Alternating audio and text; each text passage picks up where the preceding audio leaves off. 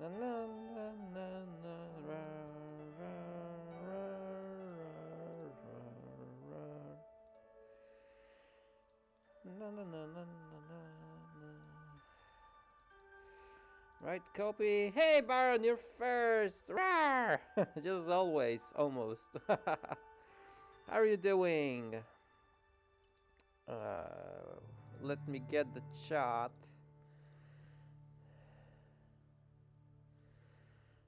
All right. Yay! The chat works. Rawr! Oh no, my human hand.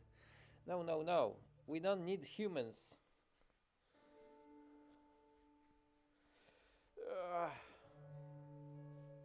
There's only one humankind that we need, and it is the one in the in Adastra.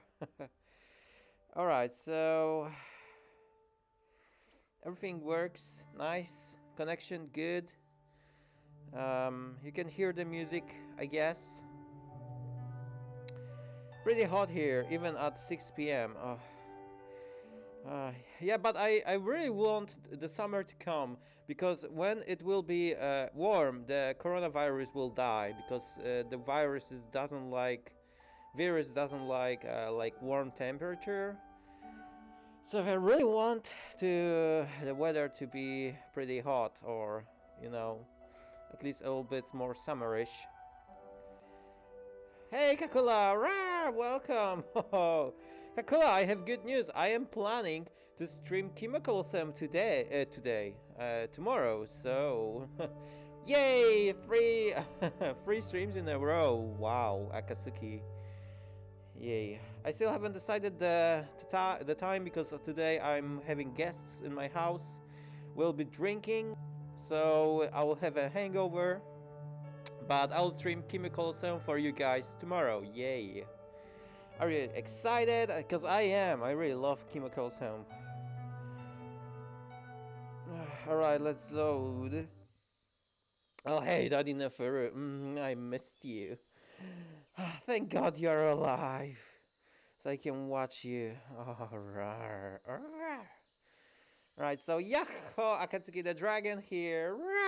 Welcome to Adastra stream final, because I think it will be the last stream. I think we are pretty close, definitely pretty close to the ending, and I think maybe 2 hours will be enough, because we need to beat Kato in fight. I mean, Amicus have to beat him, and then we'll just, I don't know, figure out if I wanna return to Earth or stay with Amicus.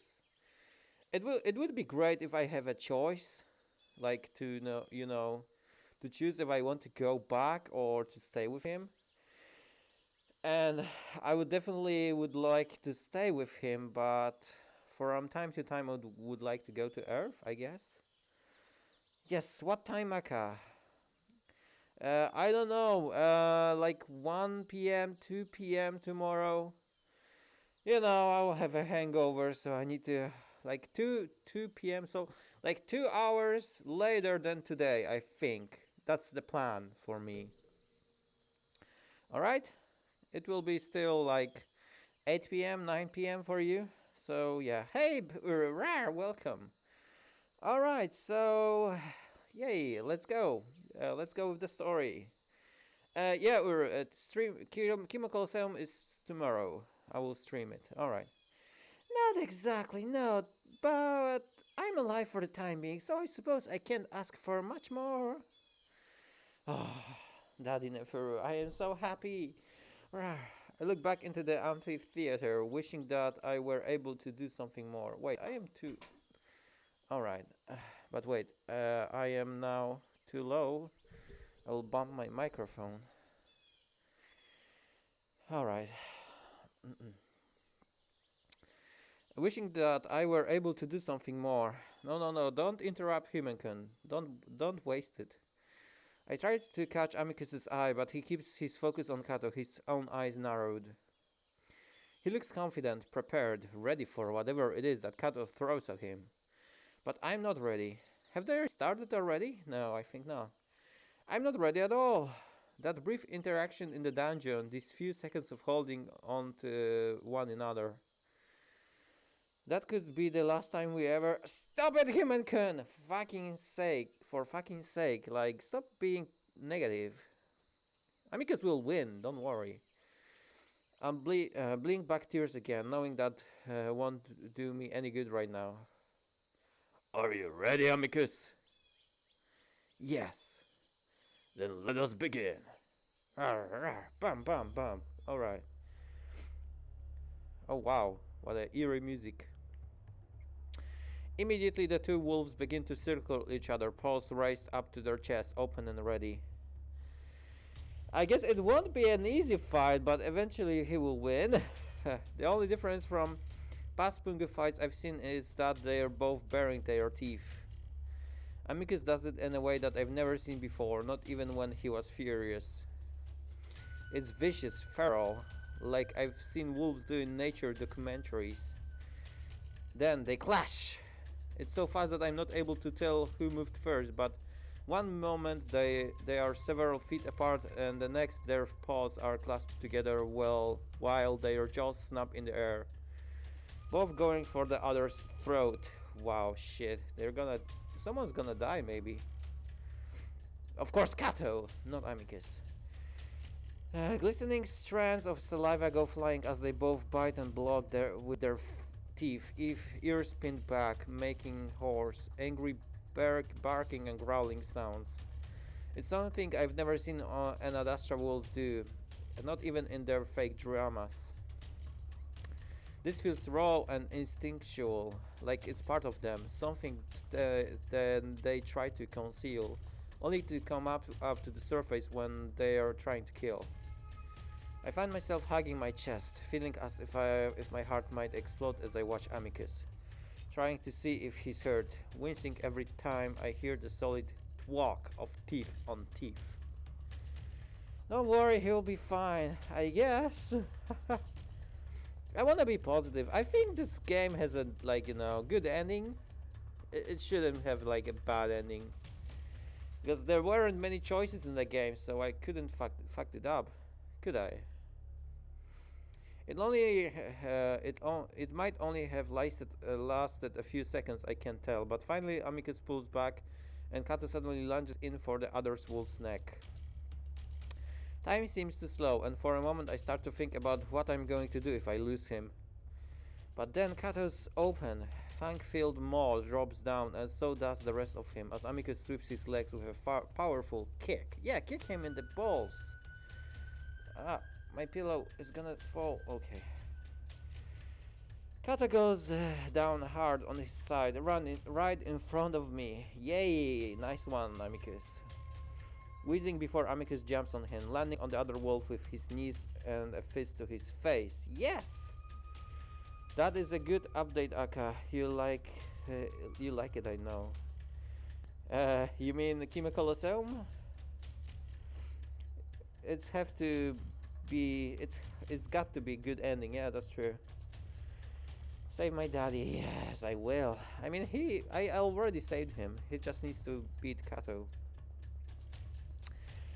Kato doesn't even seem to notice that, though, as he immediately grabs onto Amicus, their paws scrabbling at each other as they both try to find a hold. They are at a stalemate for a while, each one failing to find a good grip as they both twist and turn over each other, making snarling sounds all the while. At some points, I have trouble discerning the two, their legs and arms seeming to blend together as they grip around the other's body. I was never told much about combat to death, not even when I asked Neferu. All I know is that they tend to be very short, but it's already felt like an eternity. Suddenly I am able to tell them apart as Kato locks Amicus's right arm into a shoulder lock. Ah, no, goddamn. While I've seen it done before, usually to get the other opponent to tap out, Kato immediately goes all the way, and the quiet of the early evening is shattered with a massive pop and crunching sound. Oh, shit. He broke his arm. Amicus screams, and I find myself standing without even realizing it. It takes everything I have not to jump in right now, even as Kato leans into the hold, causing Amicus to convulse from the pain. Then Kato lets go, and my wolf curls over onto his side, shaking violently, loosely holding his arm with the other paw. I want to go to him, but Kato is already there, pushing the younger wolf onto his back. Over onto his back. God damn, don't lose. I should have done this a long time ago, Pop. I knew this would happen. Amicus tries to fight back with his good arm, even his legs, trying to lock his ankles around Kato's neck. But the old wolf straddles Amicus's waist before slamming a fist hard into his nose. There's a softer crunching sound this time, and Amicus immediately goes limp, eyes vacant, paw falling to his side. I knew Kato was too skilled for Amicus, but for some reason I fought. No, wait! Don't give up yet! These are the events that shall happen. You are on the right path. So don't worry. Dragon Monitor said. Why must all good things have to end? Don't worry, there are some other games that I can play. Hey, Chris Morales, how are you doing? But am I? Akatsuki? Neferu whispers hurriedly at me. Kato hits Amicus again, even though the other wolf has stopped moving, and Amicus jerks under the weight of the slightly larger wolf. Oh, poor Amicus. Akatsuki, you must run! Kato likely does not know you're here. No, Neferu, I will not run. Amicus's eyes are half closed, unaware for the last moment as Kato pushes his rear down the other wolf's thighs, giving himself room to reach Amicus's neck. Run to the city, to the woods, anywhere! I shake my head silently. No, I will not do this. Was this really meant to happen? Why was I put on this path if it ended in my wolf's death? Why aren't the parents helping me? Please, Daddy Dragon, Monitor, help me! Oh! Yay! Something happened. At that moment, there's this mysterious music. Now you can hear it. At that moment, the light of the setting sun catches something shiny to my left. I look over and I'm almost blinded by the brilliant reflection of... Wait, I can hear it. Reflection of Vita's light on the blade of the dagger. Vita? Who is Vita? PS Vita? PlayStation Vita? Wait, do I have to kill him with a dagger? The one that Kato wanted to kill Neferu with? Ah, shit. But it's not fair. I mean, I don't know. The one that Kato had set aside after almost executing Neferu. Red and blue jewels decorate the handle, while the gold blade shines brighter than any metal I've seen before. The rules don't matter. Robotically, I lean over the easel and grab the dagger by the handle. Oh shit, are we really gonna kill Kato? Well, if it's to save Amicus, I would gladly do that, but isn't this I think it will cause troubles because it is recorded and it is like a life death match, and if I interrupt the match I will be like, it's not unfair, it's unfair, and Amicus will be declared as a winner, but it will be like with a side help, so people will be not satisfied. I don't know. It just doesn't feel right. I want an Amicus just to win. Akatsuki? I ignore Nefer and at the same time I see Virginia Dirolectric across from me. Her eyes are wide and she's standing too, but instead of looking at the fight at Kato's jaws coming closer and closer to Amicus's neck, she's instead looking at me and pointing. She's pointing right at Kato, silently encouraging me to do what I'm about to do. But I don't need encouragement. The rules don't matter. Was that Daddy Dragon? Was that my path? Was that like I was supposed to do? The thing that I was supposed to do? Tell me, do I have to kill him? I jumped from my seat, the distance so little that I came down practically on top of the wolves. At the same time, I raise the dagger in both hands over my head and bring it down as hard as I can into Kato's back. Oh shit, I already did it. As if in slow. I thought that this game isn't gonna surprise me anymore, but apparently it is still. That's so good. I like this game. As in slow motion, I feel the blade slide into my target very easily at first, like cutting through butter. Then suddenly I feel something hard, and there's an odd, muffled, stunned sound of friction as the blade slows considerably. We should aim for the head, not like not like shoulder. I mean neck. No, back. He stabbed in the back. It continues to sink in through in sudden bursts of a few inches at the time.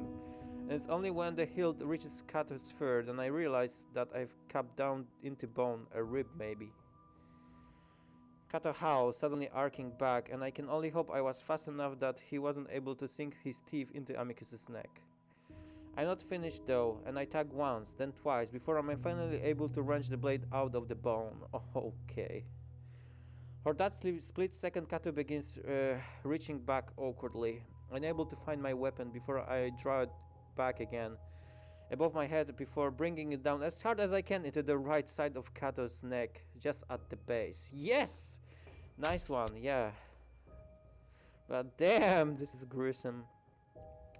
This time the blade sinks in easily, once again all the way to the hilt. I yank it back once more, intent on plunging it in again, but finally Kato turns on me, blindly swinging his paws out.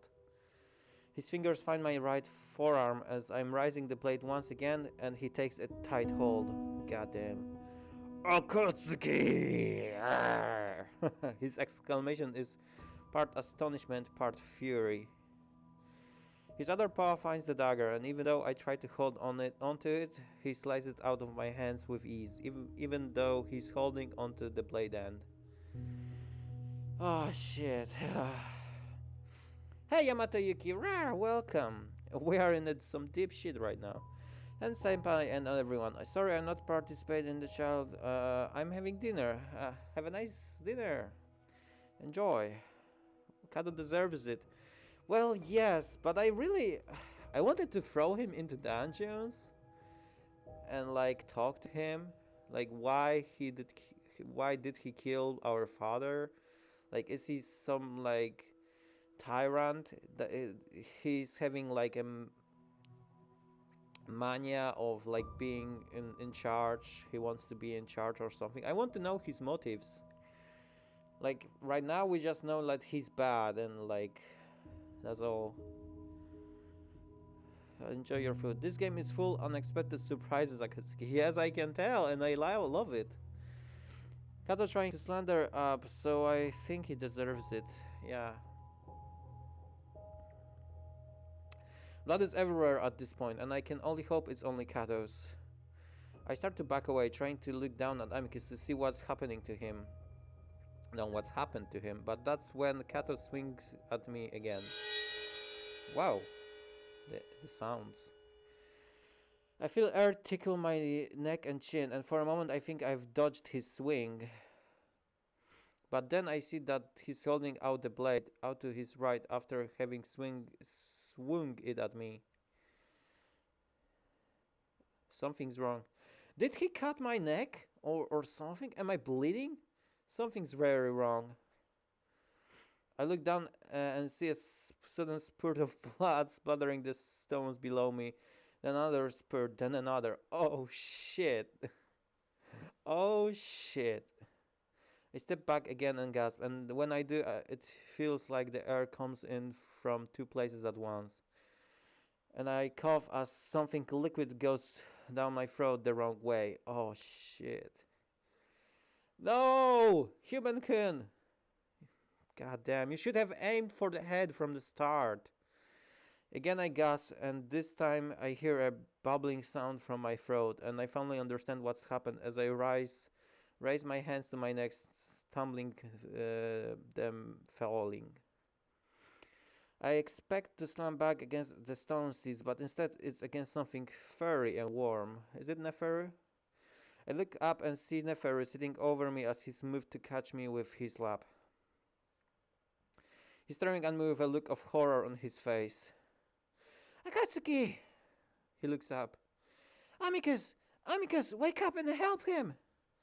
I frown, still worried about Kato, and sure enough, as I look forward, I see the false emperor on one knee, clasping his neck, bleeding just as much as I am. Oh, so he's really hurt too. Oh, that's good, I guess. Yeah, no, that's very good, but we need to finish him.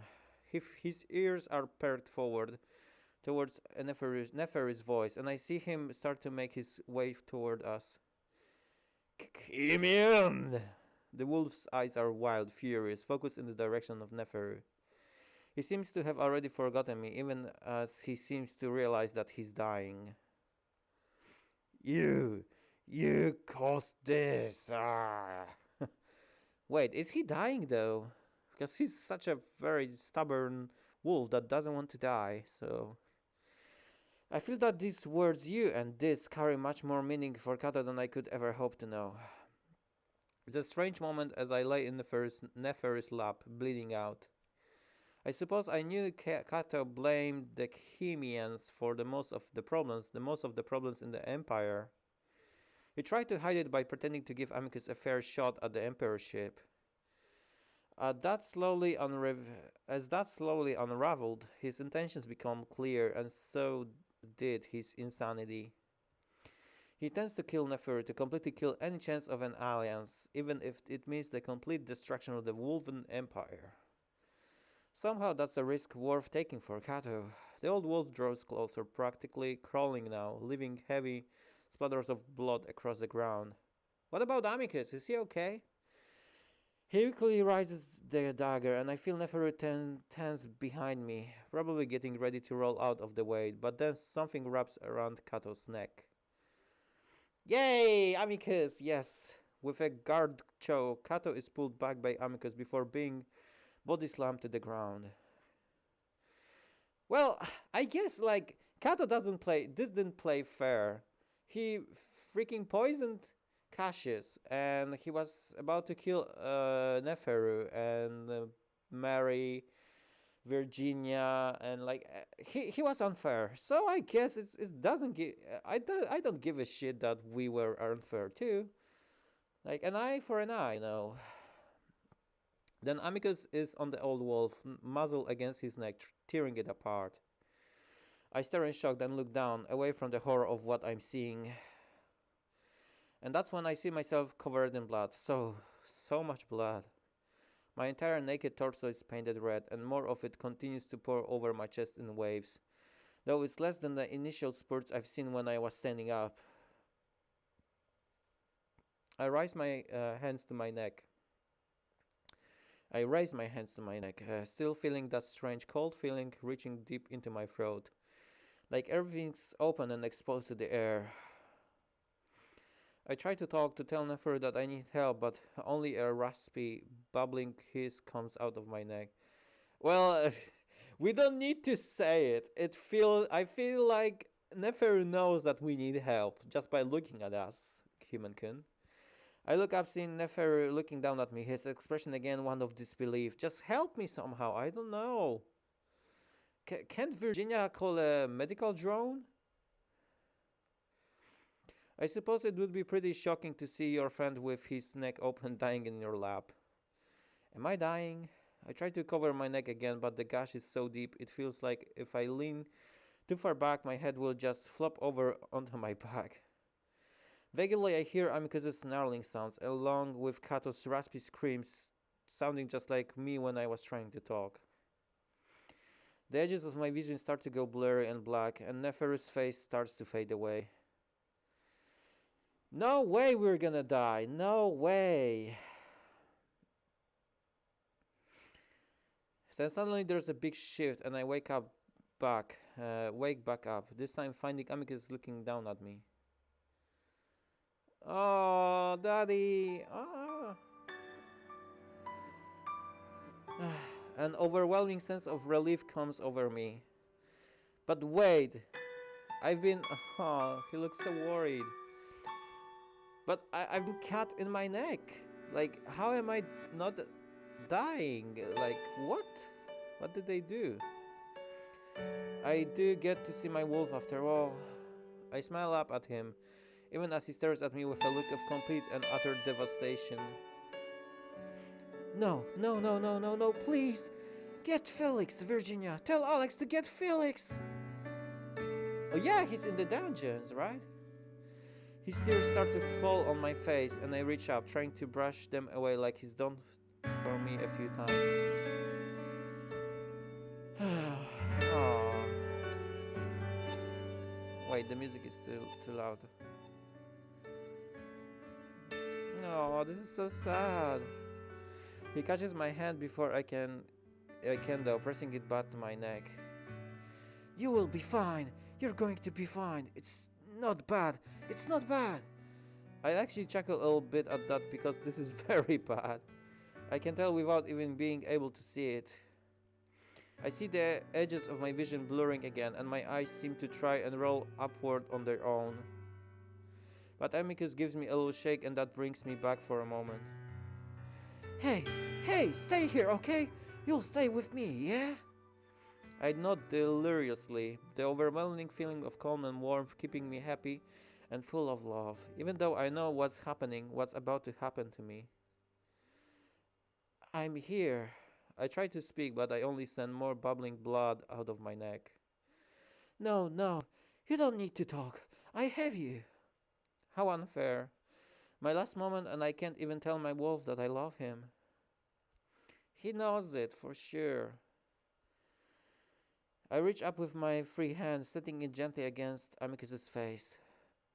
I caress his cheek softly, knowingly that though he holds it against his face with his own free paw, he shakes his head at me. Stop that. You're going to be fine. Felix will heal you. We'll rest in my room. I will take you to the island. I will take you to the city. We'll be happy. We'll grow old together. The tears start spilling over again, and I just try to keep the smile on my face to show Amicus that I'm okay, that I'm happy, that this is all okay. And though his grief is hard to look at, there's nothing I would rather be seeing at the end, my wolf's face, framed by the pinkish red of the sunset. And then as my eyes start rolling back again, I can't stop them no matter how hard Amicus shakes me. No, Daddy, don't go! No! Akatsuki! No! Please, don't leave me here. Please come back to me. You can't leave me to be alone like this. I'm here. No, no, no! Speak to me! I'm staying with you. Ah.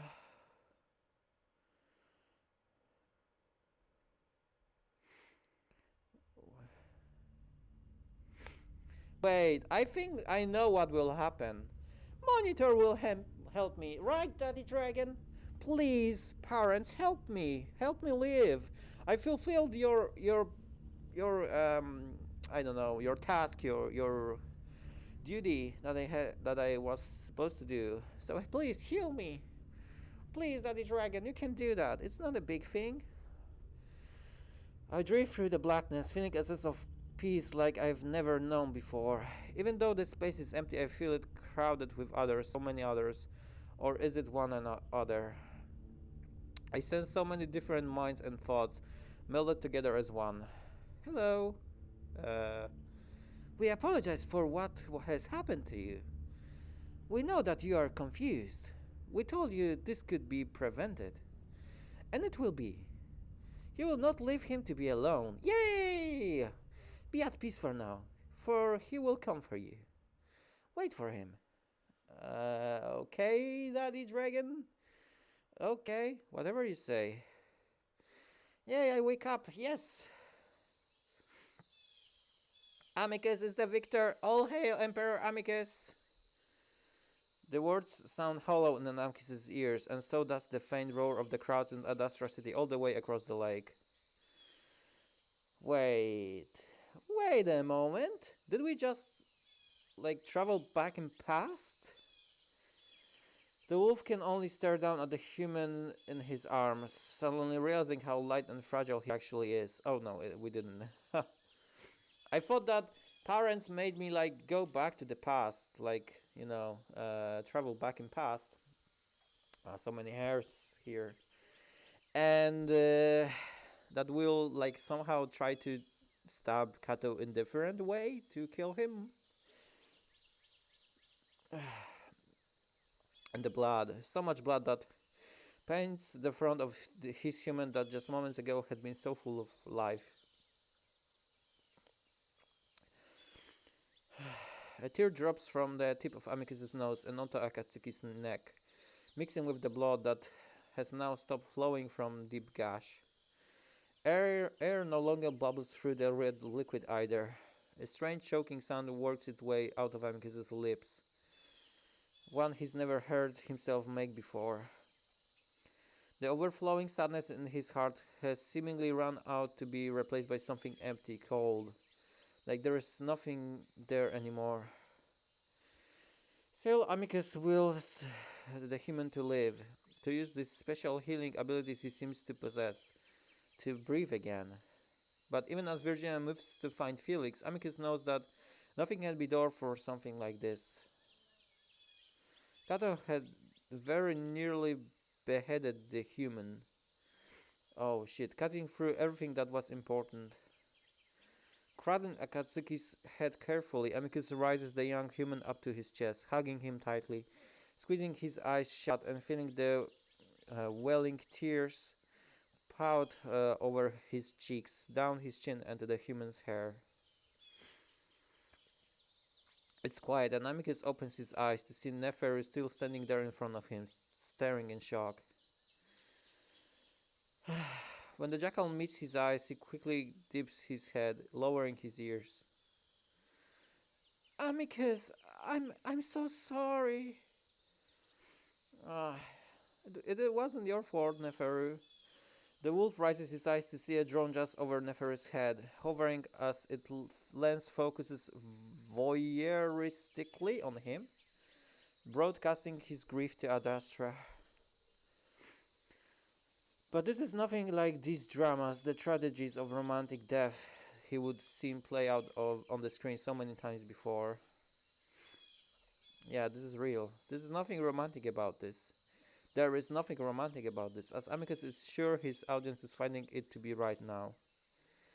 This is real death, and feeling is familiar.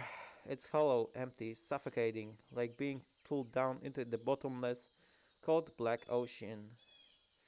It's like when Mother died and Cassius had screamed over her body like a wounded animal. Aww. Uh, he missed his mother, for sure. That's why he's like that. It's like when he heard the news father had died and now he would fall onto his knees, clenching his chest and gasping for air like he'd been shot. But this is worse somehow, and Amicus can't even comprehend it. It hits him harder than anything he's felt in his life. Everything is going grey, the color being sucked from his vision and from his life. And even though he's not sobbing now, the tears are flowing freely down his cheeks. He isn't sure how he can recover from this at all. He knows he probably never will. This is his fault. Uh, wait, what? No. I mean, he would force the human here. Oh, because of that. Well, in some way it is his fault, but mostly it's Kato's fault. He would make himself feel better by saying Akatsuki has a choice in the matter, was free to do as he pleased. But that wasn't true at all. He would take the human's life just as Kato had now. Amicus realizes that he's no different from the wolves he would thought himself to be above. That he was more enlightened somehow and trying to hold all the sapient life as equal. He's even worse. And even though it would break his heart never to have met Akatsuki, Amicus only wishes that he would never brought him here in the first place. To his death. Well, Amicus will be blaming himself for the entire life. We don't want that. The thought brings another wave of heart-wrenching grief to crash through his hollow chest, and for a moment he almost can't breathe. Please, Akatsuki.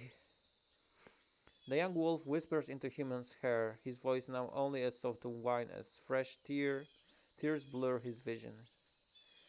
His teachings since he was a pup begin to come to mind. Akatsuki's soul, like the soul of all sapiens, is ascending to the greater intelligence, mingling with the lives of billions of others, with his father, his mother, maybe Cassius too. Yeah, Cassius. I wonder if he's alive. A place he would also join one day. But the human soul belonged here in his arms, not to be mixed and consumed by the parents, not yet. That mixed singular being isn't Akatsuki. It's like a beautiful mural being shattered, then reconstructed into something else. Akatsuki still exists. At this very moment he exists. But it's no longer him. This is prolonging too much.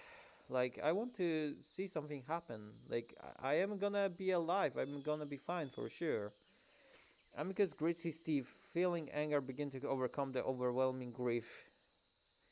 No. No! No! How dare they? This isn't fair. The parents had spoken to Akatsuki, has told him what to do, had lead him to this point. When the human has told Amicus that he was worried about something terrible happening. Amicus grits his teeth, remembering how he would brush it off, even thought he would told Akatsuki that he believed him, that he would have nothing to worry about if he followed their guidance. No! Amicus shakes his head, still clutching onto the human tightly. Amicus? Neferu's voice is tentative, almost fearful, like he's worried about what Amicus might do. Amicus isn't even sure of that himself as he rises to his feet, cradling the human in his one good arm, easily able to do so because of their difference in size. He turns and walks quickly towards the palace, almost jogging, ignoring the various jolts of pain throughout his body. He doesn't even glance down at Kato's unmoving body as he passes by. The wolf's expression is stoic now, a strange rage bubbling just under the surface. Like, is he gonna bring me to the palace? But why? Amicus! Oh wait, Felix is in palace, right? Because he's in the dungeons. So maybe he can, like, help me. Neferu calls after him, but Amicus ignores the jackal, set on the one thing and one thing only. The parents might have taken his parents? Yeah, sorry, it is weird to read that. The parents might have taken his parents, maybe even his brother, but they aren't going to take his human. He won't allow it. As the wolf enters the palace, he notices Alex pacing the hallway. He stops as he sees the wolf approaching. Amicus, I heard that you're now emperor and... He traces off as he sees Akatsuki cradled in the wolf's arm. The blood covering the body flowing down a limply hanging arm to drip gently from the fingertips.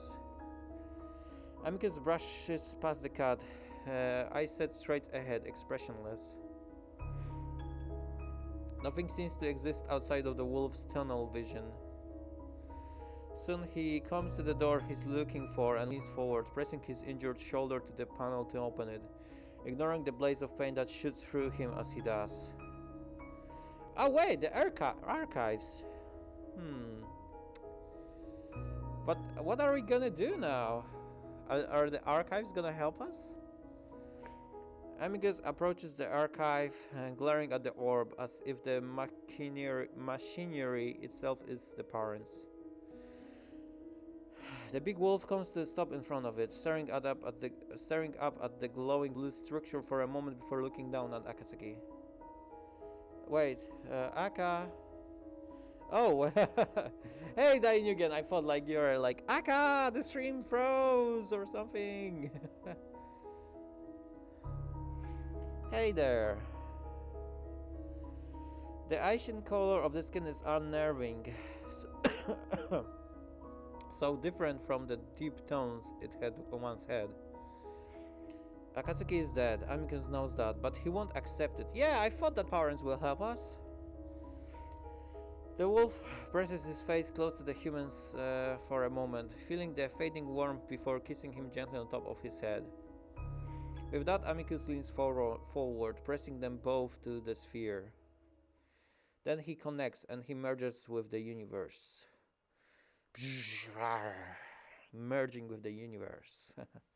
We continue to drift through infinite space content. Despite everything, we trust the beings around us, all of us and the others, the parents. The parents. This was all meant to happen, and thought it was hard and terrible. The worst is now over. And that thought alone is enough to keep us completely relaxed, waves and waves of relief washing over us. In the cacophony of thoughts and emotions, though, something stands out.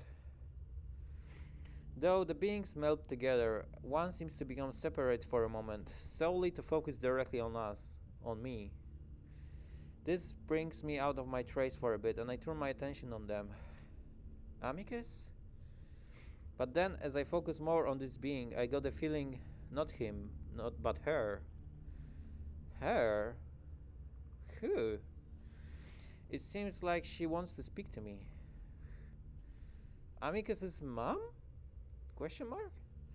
She's not familiar, not someone I've spoken to before, but the intensity with which she is focusing on me. Hello. I reach out, but then suddenly the amalgamation of ill intelligence begins to pull away, and I feel myself extracted from its mass. The feeling is bizarre, and I almost miss the crowding of thoughts and feelings of being one with many. And then I feel myself again, my body beginning to materialize out of nothing. Hey, G-Flare, rawr, welcome. So, Human-kun died, but we are gonna revive him. Parents will help us. And Amicus won! Yay! Rawr! I wanna be happy, but I wanna be alive to be happy. The nothingness around me slowly becomes something. Daddy Dragon, where are you? Rawr! For a moment, I'm floating in the air. And I'm only being held by something strong and solid. Oh, nice necklace! Where did you get that? The first thing I see is Amicus's face.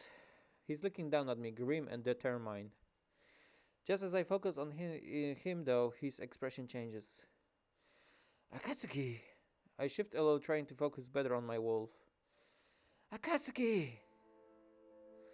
Oh yeah, because I am like a spiritual thing right now, so basically I am alive, not quite. That's why, because, you know... Oh, the sad music. I'll make it a little bit louder.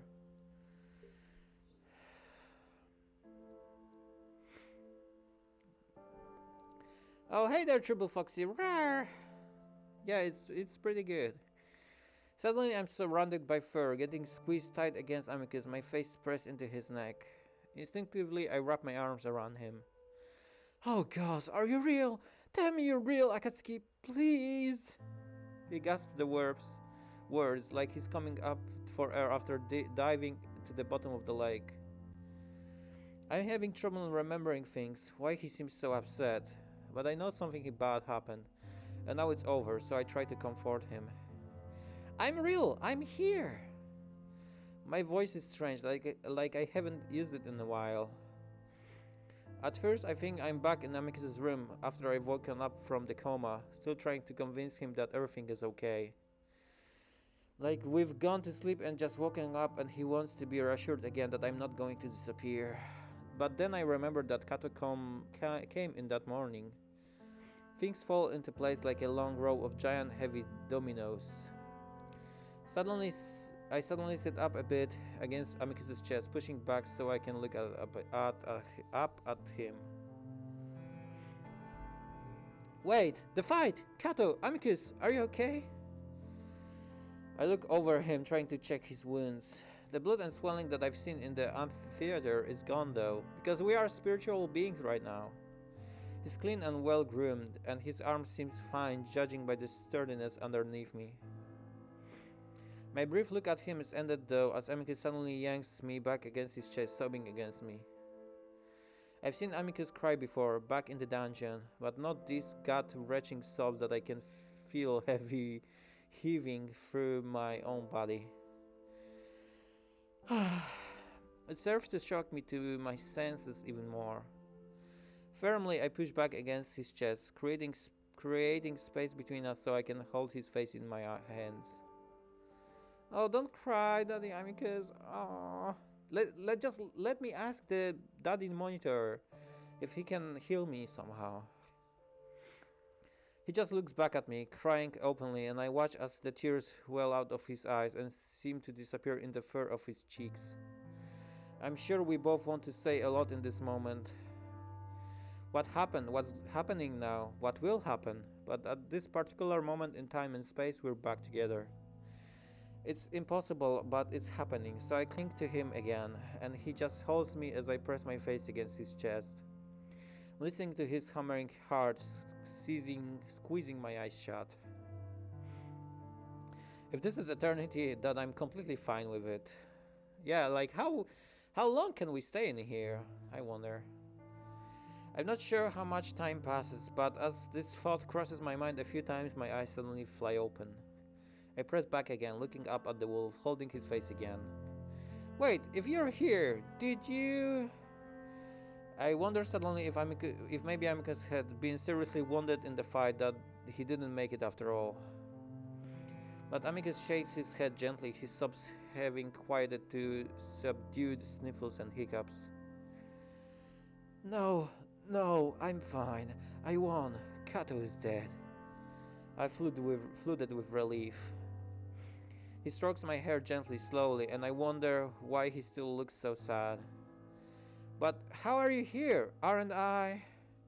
I look around at the infinite space surrounding us. The stars and planets are unusually close, stunningly bright, and unimaginably vivid.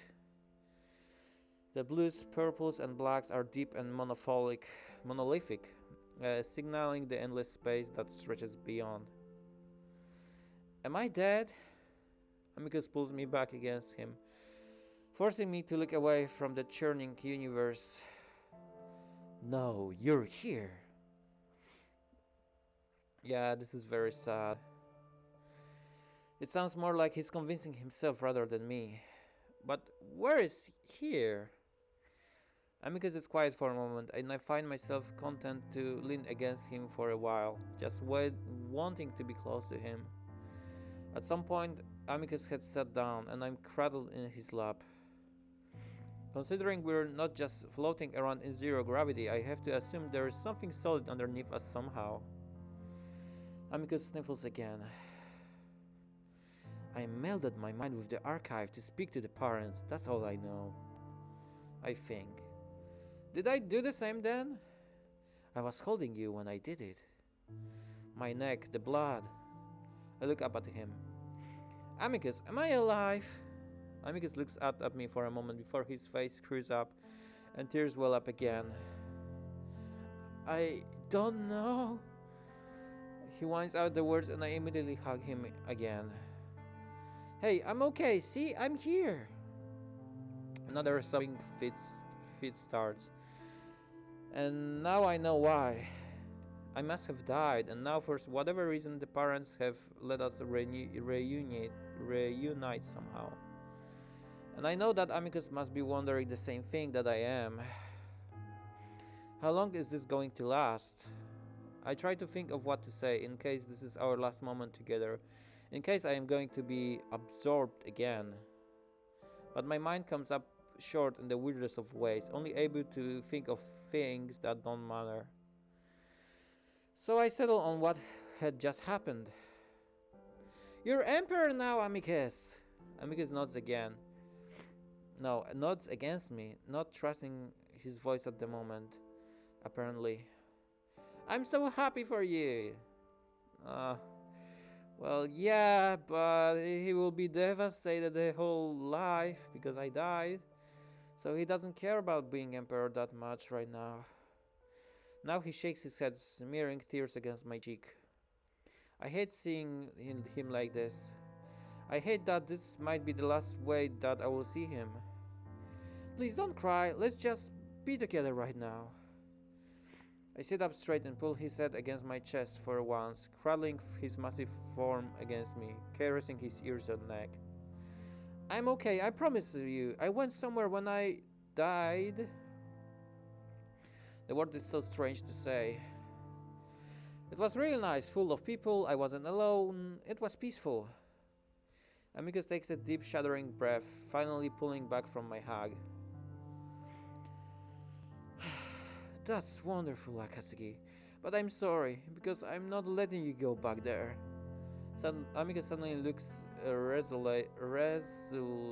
resolute as he smirks through the tears. You're coming back with me.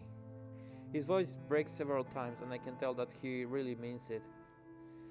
He really is certain that he's going to drag me back from the dimension of death. Of dead. I don't know what to say. Oh hey there, doing zero.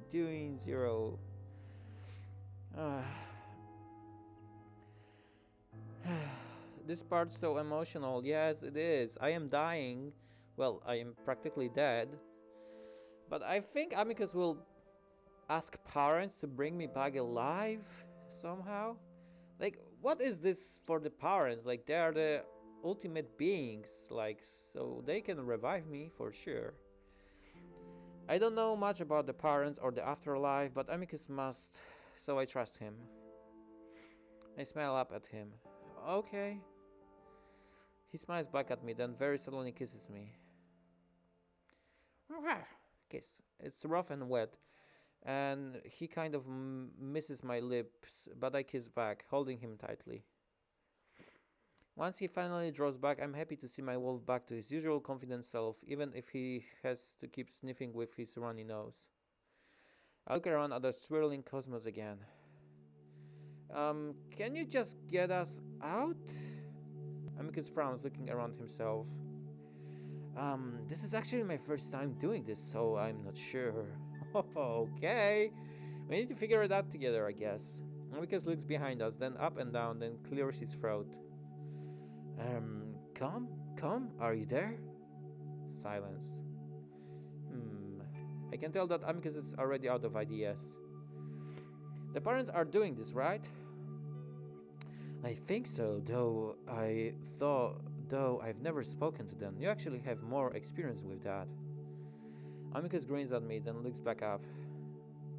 Maybe if we walk back. Walk back? Where? I give Amicus a strange look, and just as I'm about to point out the absurdity of walking back to Adastra through infinite space, a booming presence makes itself known. I suppose you are finished. You're finished? Daddy Dragon, yay. Amicus and I both jump and the wolf leaps to his feet, keeping me held in his arms. Who's there? Amicus shouts in the void, snarling. It's okay, Amicus, it's just the monitor. I said it like he's just an old friend of mine. Amicus doesn't lower his guard, however, and continues to growl into the space. The monitor expresses his amusement in that silent way of his, but I can understand why Amicus isn't letting his guard down. It's evident in the way he's holding me, clenching me tightly to his chest. He's afraid I'm going to be taken back from him. I am too. If you are, I will open the channel of communication now. Amicus raises an eyebrow. Okay, sure, open it. Open the messenger or whatever you're using, the app. What the hell are you talking about? You wish to speak with the parents, correct? They wish to speak directly with you, at least as directly as it is possible. Okay, yay. There's a pause, and I see the gears turning in Amicus's head as his ears flick. Yes. Then it is done. The monitor's presence vanishes, and suddenly there's another one. Not one, but many, similar to what I've had felt earlier. This is still different. Instead of melding together, these entities are distinct and separate from each other. But they're so similar that they could be copies of a single person. Their intentions feel disturbingly uniform, like they're all on the exact same path.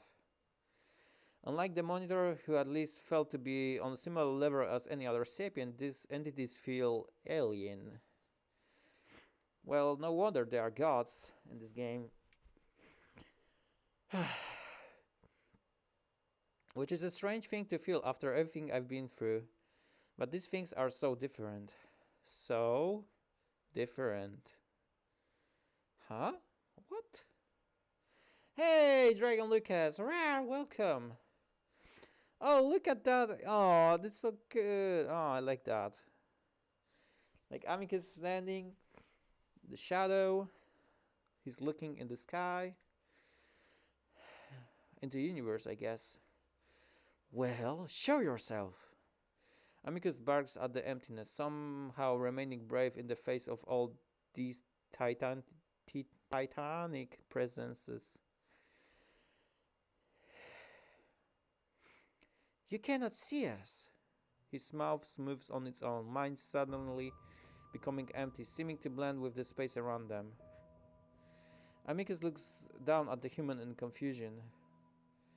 Oh wait, they can't speak to me directly, so they need to use humankin in order to speak? I guess. Okay.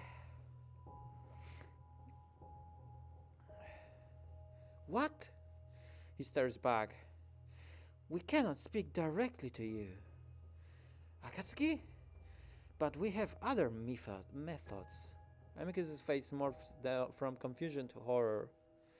Gods, Akatsuki! He gives the human a little shake. Hey! He can hear you. He's simply occupied at the moment. Amicus bares his teeth and he begins to shake. He's not sure if it's from anger or fear. Likely both. If you don't stop, there's no need to threaten. All it is, it should be. All is as it should be. Amicus is left to stand there, staring open-mouthed at his lover. Something ominous and dark churns in his gut. This isn't how he would envisioned any of this at all. These are the parents? What the hell are you? We are your guide, your benevolent leader, your parent. Amicus rubs a paw over the human's forehead gently, looking into these blank, staring eyes. Leave him be, please. He's not being harmed. He shall return to a normal state after the channeling is complete. But how? Simply put, we are manipulating his behavior through the use of the lingua. Okay. You need lingua to do that? Amicus shakes his head, clearly not wanting this at all, but the complete powerlessness he feels right now is overwhelming. The speech he would be planning for this moment, his intentions to tear apart the careless arrogance of the parents, it just dissipates. Make that to be your thumbnail. Oh yeah, sure. After the stream ends, I need to. Wait, let me save actually, so I can make a thumbnail. Okay. Seeing Akatsuki just taken by them like this is enough to completely cow and courage he would once had. And as he stares at the cold eyes of the human, he begins to wonder if this is a nightmare. For a brief moment, Amicus wonders if any of this is real, what reality even is right now. This is not for you to wonder, Amicus. All that matters is that you are the one true emperor. What do you want? Amicus stares down on the human, feeling repulsed by what's happening. For the work of Drusus to continue, for Adastra to achieve its full potential at last, for the galaxies to ascend. Who the fuck was Drusus? I remember him. Oh, whoa, someone's calling me. I don't know that number. Sorry, can't answer right now. I'll call you back, whoever that is. Wait. Alright, anyway. Amicus shakes his head, trying not to focus on the robotic tone of Akatsuki's voice, on the strange way his jaw moves, forced to speak in the woven tongue. I intend to do so, but please, let the human go, and heal him, please. He doesn't ask for any of this. The human is also involved, Amicus. But I involved him. It was meant to be. Aka cried? No, I'm not crying. I have a little bit of a runny nose, that's all. It was meant to be. What? Amicus isn't sure if it's his own mind or mind of another that brings back the memory of he would open the archives. Of when he would open the archives. How Earth have been near the top of the list of profiled planets. How it made no sense that an uncontacted world would be on that list at all. But now it does make sense, but at the same time even less sense. Amicus shakes his head, still reeling at the situation he's in, feeling that he's teetering on the edge of madness. Steady, there are many things you do not understand, things that you will never understand, and this is fine. Not all things are meant to be understood by all sapiens. Yeah, that's true, like, you don't need to know everything in life, like, they say that there are no stupid questions, like, who said that you need to know the answer for everything in your life? They teach you that at school, so you would feel dumb, that you will feel stupid if you don't know all the answers. But the reality is like you don't need to. It's like fuck them, like I don't need to know everything. But at least you understand. But you at least understand that the humans are not uncontacted, are they? Amicus says nothing, knowing that his mind is being read. Somehow, Wolven culture is there, so is Chemian culture, Hindu culture. Hindu? All sibling cultures. The parents go silent, and Amicus is left to stare at the puppet his lover has been turned into. Amicus grits his teeth. Why? Because they were an experimental microcosm. What the fuck is a microcosm? Now a successful one, and it is time for them to be integrated into the galaxias. So like a small microcosm is like a smaller version, like small part of galaxias, I guess. Another moment of silence. Who's calling me? Stop that. And you want me to help do this? No, your mission is to help unite the siblings. The first step is chemia. That was already my intention. This is questionable. The situation is perilous. Chemia is furious after what has happened. We need more guidance. That's why you are here. Amicus snarls. I'm here for him. Amicus nods at Akatsuki, at the sapient creature being used as a mouthpiece. You are here for the Galaxias as an emperor. You now have the onus to know all the information as your father knew, as his father knew, and so on. Amicus grits his teeth again, trying to comprehend what's being told to him despite being completely disturbed by what's happening to Akatsuki.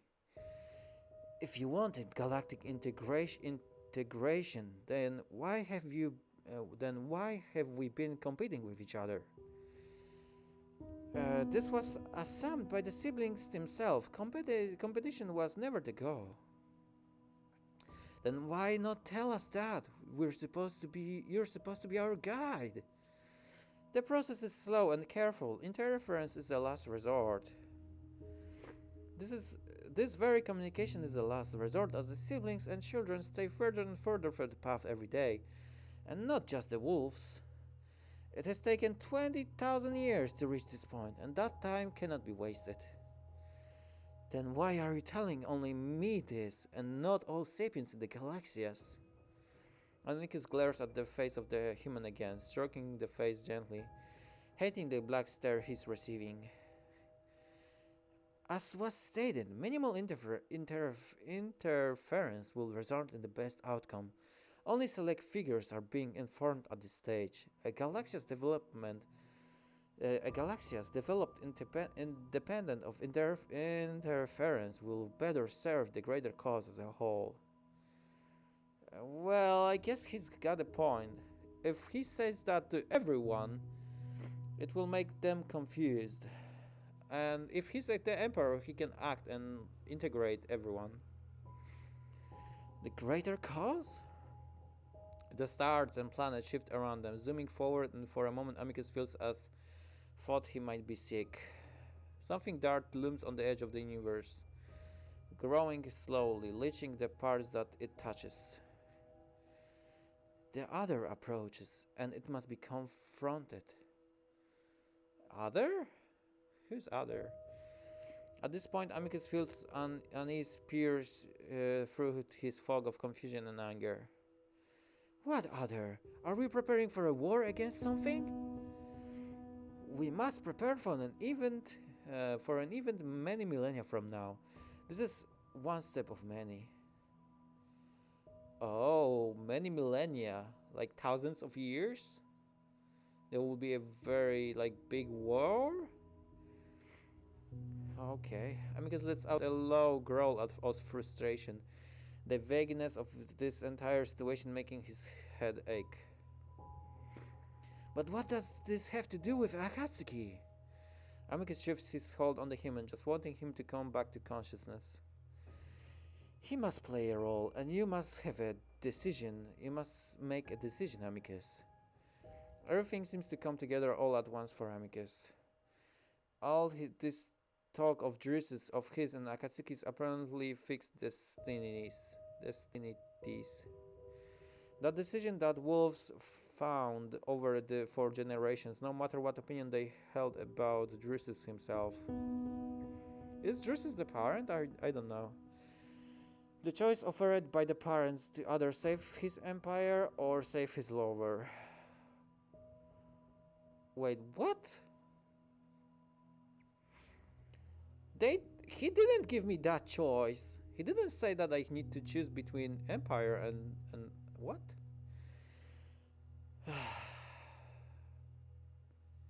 Oh shit, this is hard. I see cold fear and dread blooms in the pit of Amicus' stomach and slowly spreads throughout the rest of his body, seeming to leak like a frigid liquid down his groin and into his legs. The wolf leans his limbs tremble as he pulls the human closer to his chest, lips drawing back as instinct kicks in to protect his mate. For a long while, a length of time that's hard to discern, the wolf simply stares into the abyss.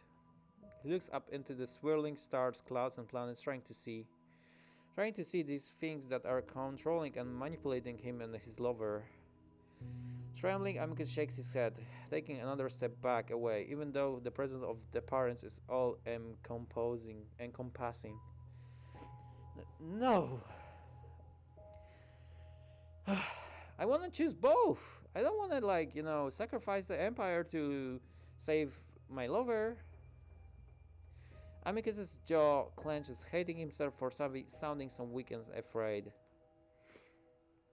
Remembering who he is, the wolf squares his shoulders, glaring up into the space. No, I won't make such a decision. For once, the unseen place in which the parents reside in silence, but clearly observant, is silent. Amicus can feel the prickle of their all-seeing eyes on the nape of his neck. You hear me? I won't do it. I will stay here forever if I have to. You can't involve us in this foolishness. Akatsuki suddenly shifts in his grasp, his head turning awkwardly, leaning up in a strange way that seems unnatural, as if pulled up by the strings. Amicus flinches back, feeling a chill run up his spine as he tries to stop himself from dropping the human he knows so well. Foolishness? Oh, wait. Bad word to describe it. Katsuki stares at him with an expression that Amicus has never seen him make before. It's cold and almost dismissive, an expression Amicus has never seen him make before. How this situation in which he lives, in which the lives of a trillion sapiens teeter on the brink of annihilation, call for such childish statements. Tell us, in what universe would attempts to avoid such a catastrophic outcome be considered foolishness? Like, the foolishness of this decision is that we need to choose between the two, but we can have both. Like, why can't you just heal Akatsuki for doing such a great job at saving the Empire, and making Amicus the Emperor will, like, follow your guidance and everyone will be happy? The foolishness is that... Who is fucking calling me? Stop that.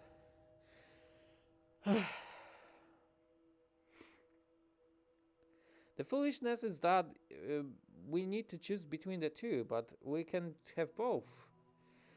The human suddenly tilts his head in an unnatural way, leaning in closer to the wolf, and Amicus gasps, setting a large paw against Akatsuki's face, trying to stop the strange, inhuman movements. Stop that! Don't hurt him!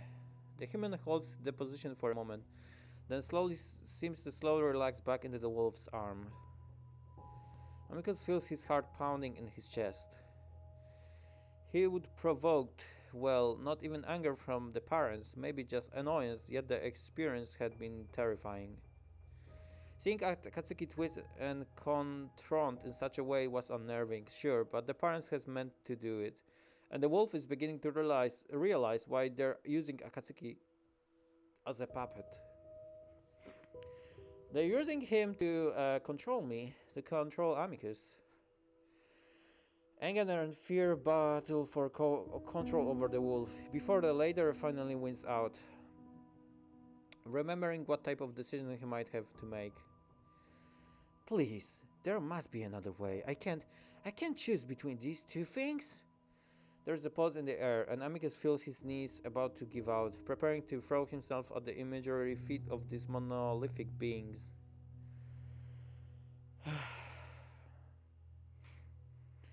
try to revive him. Yeah. He would beg until the end of time. Wolven pride be damned. What decision do you speak of? Amicus glances up against the stars. The decision presented to Drusus. The one decided for him by Mira 10 millennia ago. Oh wait, that was the one. Drusus and Mira. Yeah, now I remember.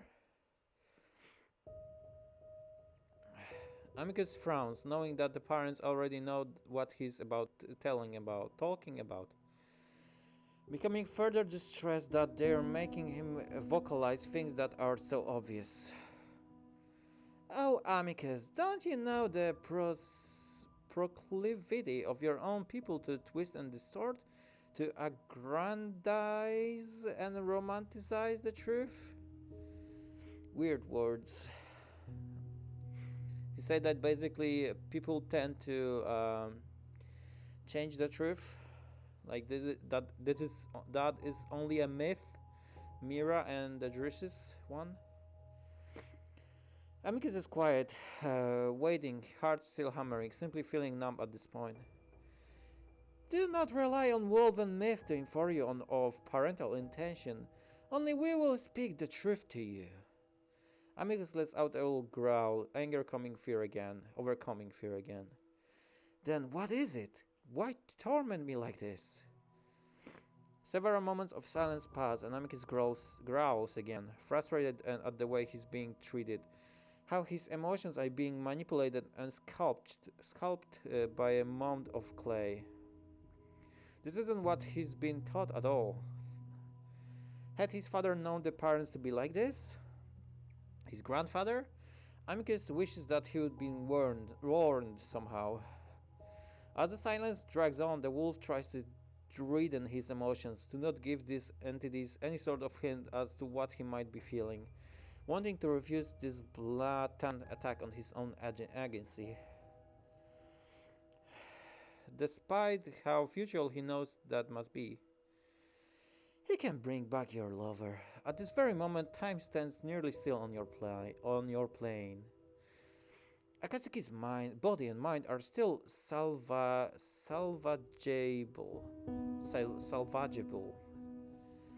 Yay! We did it! What about Empire? Amicus's heart feels as thought it might leap into his mouth, his hold on Akatsuki's tightening. How?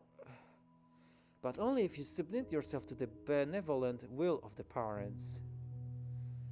Well, fuck yeah, why not? Like, I will, yeah, sure, just save him and make me emperor and I will listen to you. Will you? I know that, Amicus, you hate them. Maybe not hate them, but you don't like them, but just say yes and it will be over. Amicus furrows his brow in confusion, unsure of what this all could mean. But I have already done so. Ever since I was a pup, we've been told to. After this experience, your mind will waver. You are unsure as to what our intentions truly are. There will be moments in which you will want to question, to doubt our will. We must overcome such moments. Our will is what the best for the galaxies and the universe as a whole. Amicus stares for a moment. And if I don't agree? Then we shall let the human pass as he naturally should, and we shall wait for a future emperor to take your place. Oh shit. That's not good. Amicus shakes his head, not wanting to believe that is true, that this is the way that the leaders of galaxies function. It must be done. The wolf is quiet, for once wishing that he isn't in such a position, wishing that he could hide away in the quiet countryside with his human to live a normal life. Like, why saying yes is so hard for you, Amicus?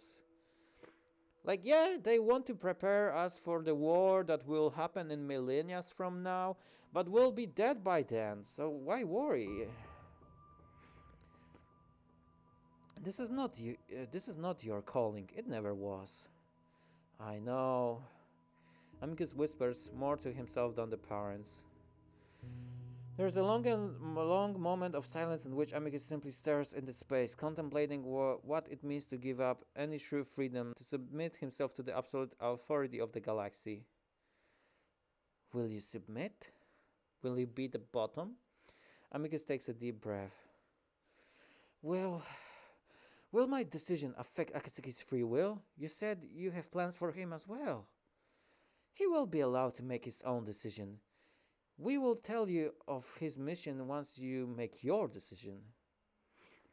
Amicus stifles another growl, hating that his human is forced into this as well. Will you submit? Amicus closes his eyes, feeling his anger and resilience slowly drain away. Then he opens them.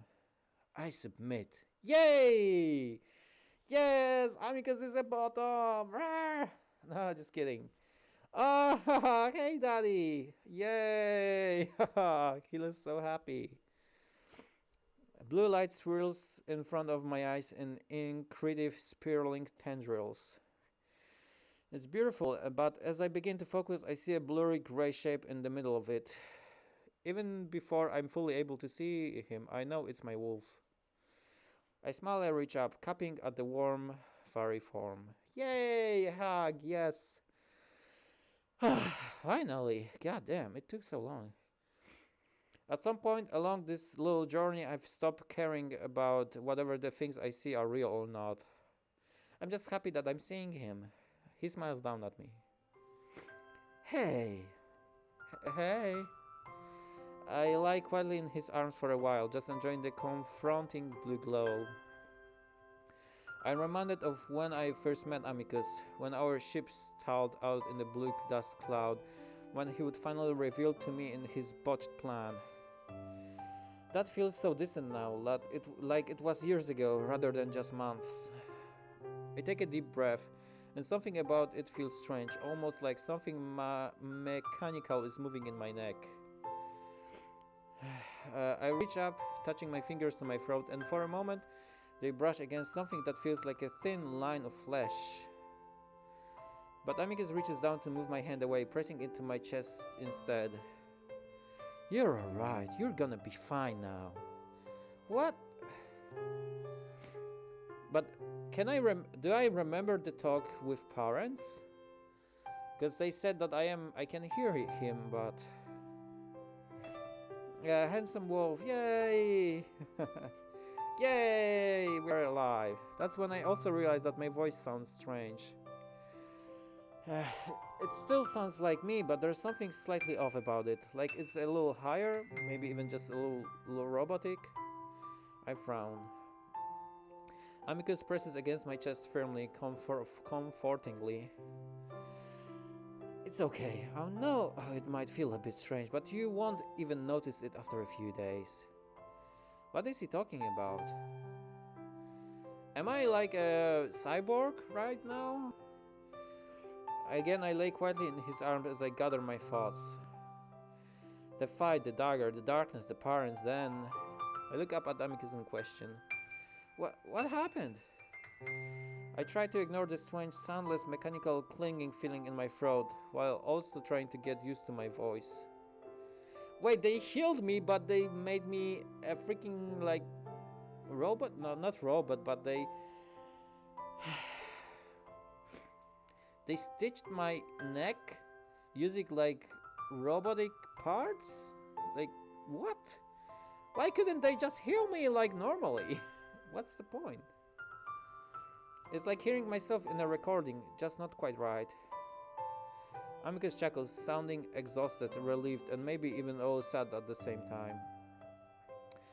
Quite a bit happened, Akatsuki. Oh, he looks so cute, I like this. But the parents, I thought they wanted us to meet them. Amicus' gentle smile wavers for a moment. Well, they did. I met them. What? I don't remember. I rack my memory, but nothing comes to mind. You lost consciousness when it... you lost consciousness when it happened. I frown at that, wondering why that would happen, but Amicus doesn't offer an explanation. I look down at my chest, and instead of the coating of blood I expect to see, I'm clean and bare, aside from a few small wet spots on my chest. I suppose Amicus had been a bit more emotional before I would woken up. I look back at him, then press my face against his body, and he responds by hugging me close to his chest for a moment. So, it's over. They decided to bring me back? My voice is muffled against his fur. My strange, not quite right voice. Amicus loosens his hold on me, allowing me to look back at his face. Yes, it's over. The tension that I would held in my chest ever since I arrived, ever since being abducted from my bedroom in Italy, it all releases slowly. For once I feel light and free, and I sag in the wolf's arms, sighing deeply. For now I'm starting to get used to a new feeling in my throat. I love you. I love you too. I smile back at him. And despite everything being over, I can't help but notice that he seems a bit sad too. I rest a hand against his chest. Are you alright? Amicus laughs loudly, shaking my entire body. Aside from nearly losing everything I hold dear, I suppose I'm alright, yes. I try to sit up, but Amicus keeps me reclined gently but firmly. You sure? You seem upset. The big wolf sighs deeply, and I feel his torso puff out against my side and shoulder. There are things I must tell you, but later. It's not important right now. The tension that had been so mercifully loosened in my chest suddenly appears again. I'll bite in a much smaller way. I want to ask more, but for now I just want to rest. Yeah, let's just go to bedroom and let's have a nice sleep together. Well, as long as I'm not gonna pass out and wake up completely confused again, I feel like that's all I've been doing the past month. Well, at least he has some good mood, nice jokes. Amicus huffs in amusement. Yes, you do have a knack for such things. We go quiet again, and it's nice kind of quiet. We're both just basking in the peaceful aftermath of our month's long struggle. After a while, though, my wolf meets my eyes again. Akatsuki? Excuse me for a moment, guys. I'll be right back. Look at the amicus, he's so cute.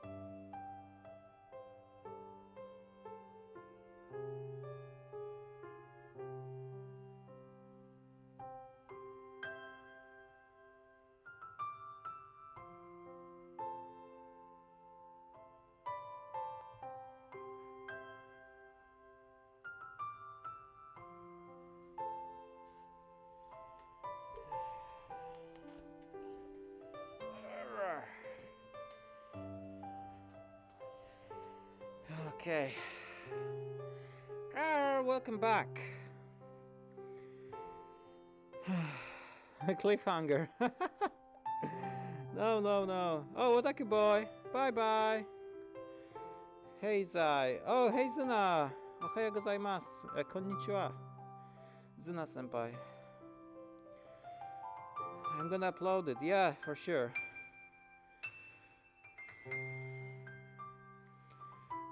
Are you calling him Yamato? No. Or maybe. Anyway, let's go. Akatsuki? Yes, Amicus? I'm sorry. Sorry? For everything. For taking you from your planet. For involving you in Adastran politics. For acting as if I knew better. Even if it was part of the parents' plan, it doesn't make it right, and I'm sorry. Plan? Amicus lets out a small, tired laugh, shaking his head. Again, I'll tell you later. Let's just be together for now. I nod in agreement, ignoring the clicks in my neck, clinging to my wolf. Happy to be in this quiet little corner of the universe, undisturbed by politics, mad emperors on monolithic space and TDDs. Yay! I wanna see Neferu! I wanna see Neferu as well. The following days are strange to say at least. After what happened in the amphitheater, the wolven population has seemingly taken great interest in me. I guess I'm sort of a celebrity at this point. But wait, like, because I kinda killed Kato? I mean, Amicus finished him off, but I think I did the lethal blow to him. So, they like me for doing that? Like, they hated Kato? Like, what's happening? I'm a celebrity. Alright. I got my first taste of this while lounging in the dining room. Only half paying attention to the screens when I realized that it's a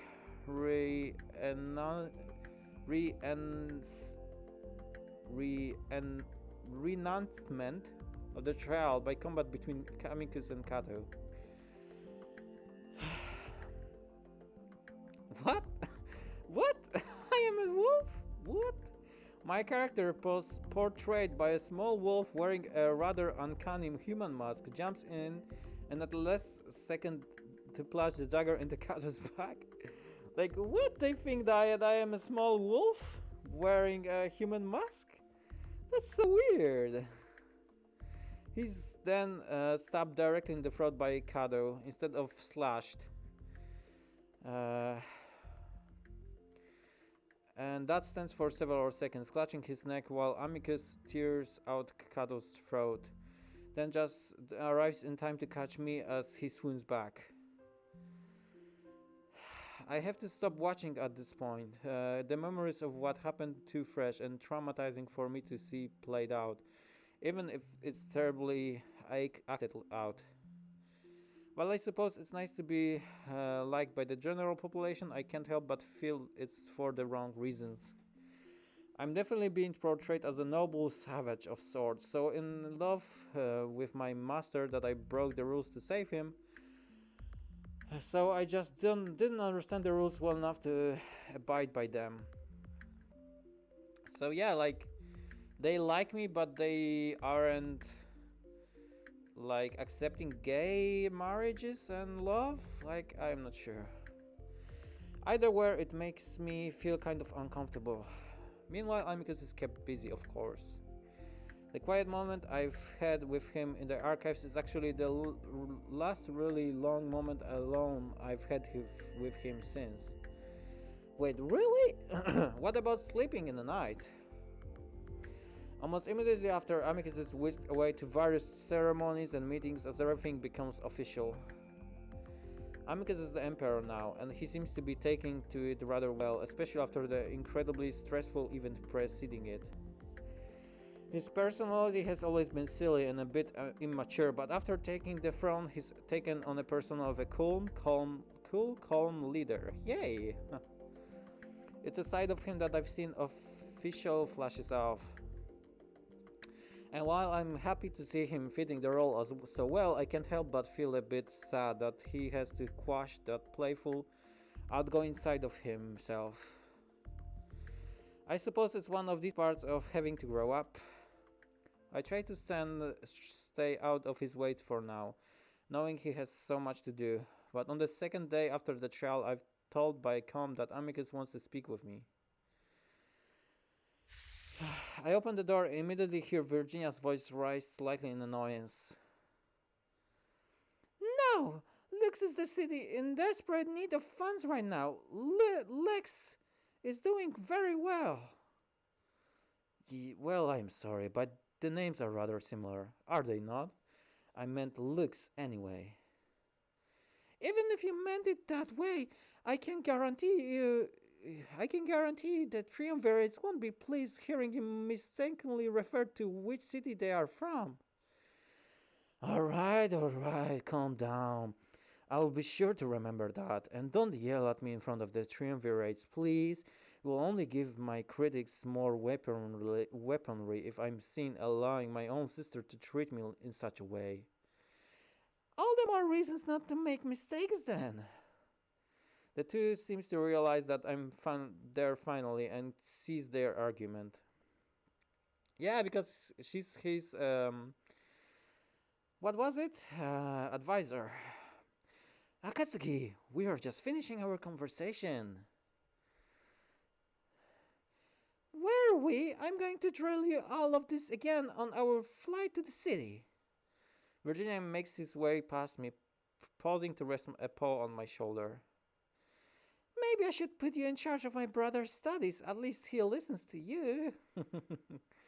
The she-wolf rolls his eyes before disappearing through the door, leaving us in silence so that Amicus's big, heavy sign seems to resonate through the entire room. Where is his crown, though? That Cassius had. God, she's relentless. Isn't that a good thing? I suppose, but it doesn't make it any easier to deal with. Amicus is walking toward towards me and immediately takes me into a deep hug, followed by a kiss. I kiss back, feeling Amicus's tense body relax against mine, and I feel happy at the idea that I might be able to relieve his stress so easily. He finally draws back, smiling as he does.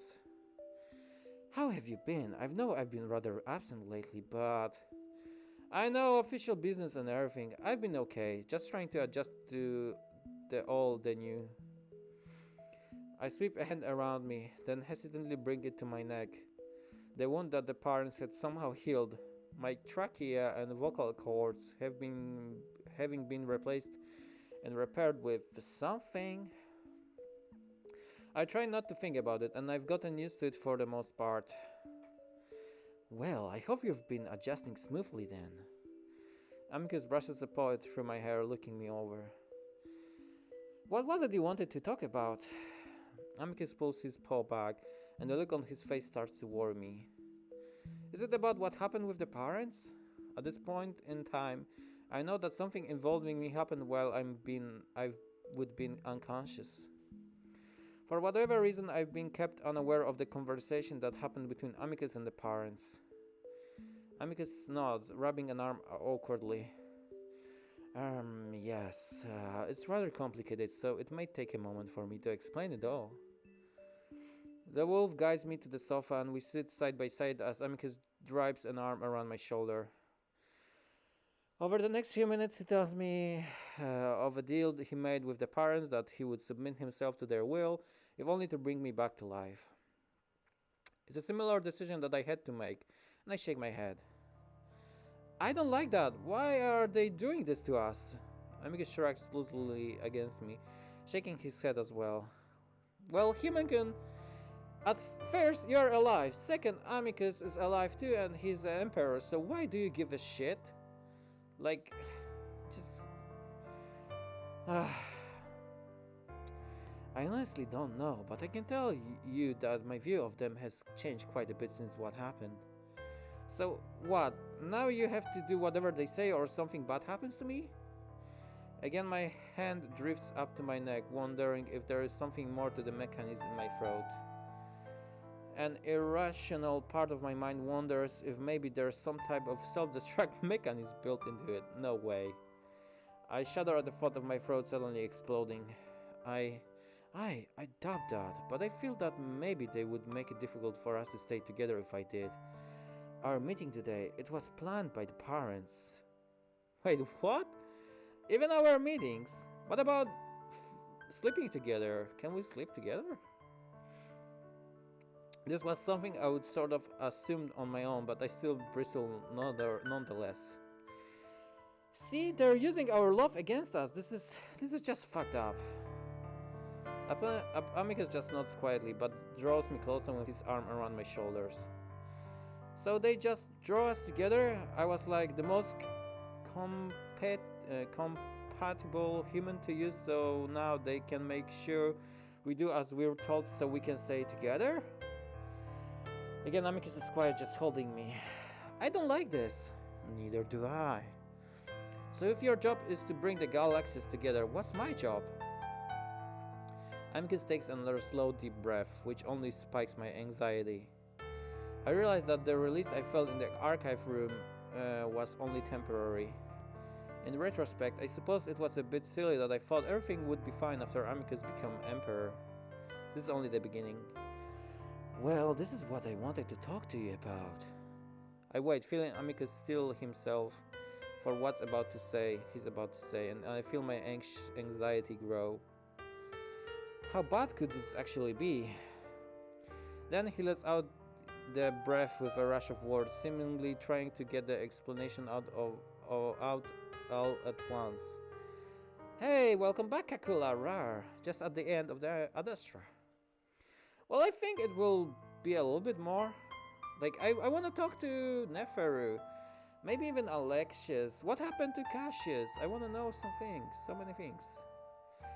The parents told me that your mission is to begin the process of integrating humans into the Galaxias.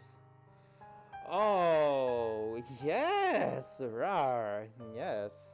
I mean, it will be hard for a child to do this. He's like what, 15 years old, 16? But if he, for example, if he like Marco, the main character, Human-kun, will go back to Italy, and he will contact the furry community in Italy, that there is this cool planet of wolves and chemians, that they are so sexy and you can be together with one of them. So they will contact the other furry communities around all the universe, around all the globe, all the Earth, and all the furries will be like, yeah, sure, I will go there. Yes, rar. And then Marco will come to Poland and he will contact me, and I'll become pet of Neferu, but I will be top with him. Rar. Yes, yes, rar. I have such nice ideas. I'm only starting to absorb that when Amicus takes another breath and starts another slew of words. They want you to return to Earth and complete a series of steps to begin the integration process, a process that will take... Amicus suddenly winces as though the words themselves hurt. That will take around 8 years to complete. I thought it will be more. That last bit takes the longest for me to comprehend. 8 years? 8 years? Like, I'll have to go to Earth for 8 years and do a bunch of crap to bring my planet into the galaxies? Amicus nods, and I see the deep sadness on his face. This explains why he wasn't exactly happy after we would escape the parental dimension. I find myself at the loss for words, even though there's not so much I want to ask. Amicus tries to fill the silence. Your planet won't be conquered or anything. Conquered or anything. Rather, you're already on a sibling-like level. You're unique in that you aren't exactly a sibling species, but you won't be under the control of another civilization. If that makes sense. Aside from the parents, of course. That's a relief, I suppose. Though the more I learn about the parents, the more I'm unsure about any of this. While I'm only worried about the wolves invading Earth, I'm not sure I would want the parents to be doing the same. At least they're very heads off, I guess. And the 8 years? Will I be able to see you? Oh wait, no, I don't want to go back. I see the corners of Amicus's muzzle dip down deeply in a frown before suddenly pulling back up, and the way they often did when he was about to tear up. No, but I discussed with them these supplements that we take to extend our lifespans. Oh, wow! He will be able to take them to make those 8 years seem more negligible. Wait, what? Let me read this again. Extend our lifespan, so the 8 years seem negligible. So like the 8 years, I will not be older? I will not grow older by those 8 years, you mean? The way Amicus is talking, fast-paced and upbeat, tells me that he's trying to make this sound like it isn't a huge deal at all, but it is. 8 years! The arm around my shoulder brings me into a full-on hug now, pressing my face against his chest. I know, it seems like a long time, and it is, but after that, we'll be free. Amicus's voice is strained, like there is a heavy weight on his chest. We both know we won't. And I'm gonna have to do all of that alone? Couldn't you come help me? Now I sound like a child. No, he can't. I can see Amicus's eyes glistening, but he stubbornly continues to smile. You won't need my help. You're fully capable on your own. Besides, we'll see each other again as soon as your series of planned steps are completed. Over the course of 8 years. And once we reach that point, we'll be able to finally relax and enjoy our lives. I'm still trying to absorb the idea of years-long mission and the mission that involves introducing all of Earth to the idea of sapient life beyond our planets. This idea is harrowing enough, but after being strung along by the parents like this, I have to wonder. It seems like after we accomplish every step, there's a bigger one right after. I feel my heart rate pick up, but rather than becoming angry, I'm feeling kind of desperate. How much more are they gonna ask from us? This whole thing is just puppeteering. We're not in control of anything at all. Akatsuki. Amicus reaches out to me as I stand up. Please, I know this is hard. I've been trying to figure out a way not to drag you into this, but the parents seem intent. This isn't fair though.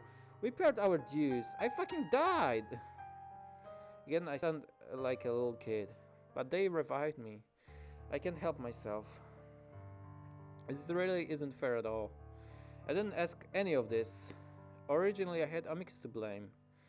He was the one that brought me here in the first place. Now though, knowing that everything was planned and orchestrated by the parents, I feel powerless, like I didn't have any choice from the very beginning.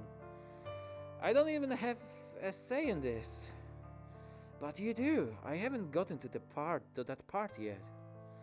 Amicus has his paws raised and I can see that he's trying to hold back tears.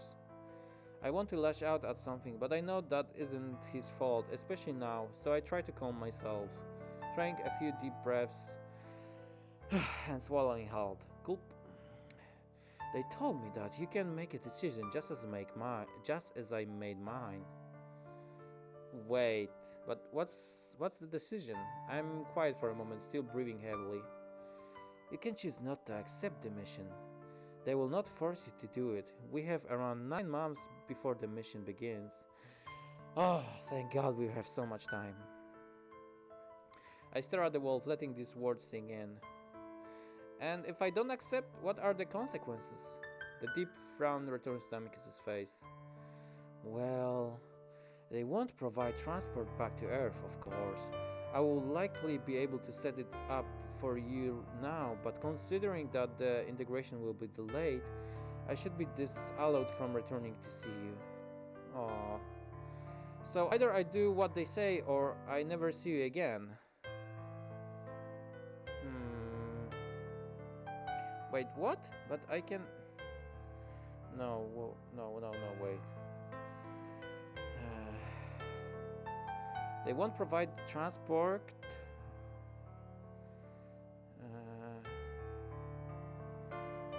Integration will be delayed. I would be disallowed from returning to see you. Okay, so I either go back to Earth or never see Amicus again, or I have 9 months with him and then I go back to Earth for 8 years so I can go back to see him. Wow. Well, you could choose not to return to Earth. I'm not suggesting that to be your decision, but it's one of the possibilities. Yeah, I was thinking about this. But my poor parents, they are worrying about me. I look away just feeling terrible. And the main reason for that is because I feel like I have to do this. Even though I know Amicus has his doubts about the parents now, I know he still believes in their end goal, and if I just give up on it all now, I need to go think about this. I'm starting to turn away when Amicus abruptly stands up. I think he's going to come after me, maybe wrap me in another hug. Instead, he keeps his paws behind his back, looking at me with an expression of stoic duty. Alright, I'll be heading out to the city for part of the day to visit with a triumvirate, and whatever you choose, Akatsuki, I will fully support you. It takes me a moment to realize that Amicus is using his official face right now, and it's strange to have him use it on me. Even though I know he's doing it to make things easier for me, to not say my decision based on his emotions, I hate that he has to do it. I shake my head and turn away.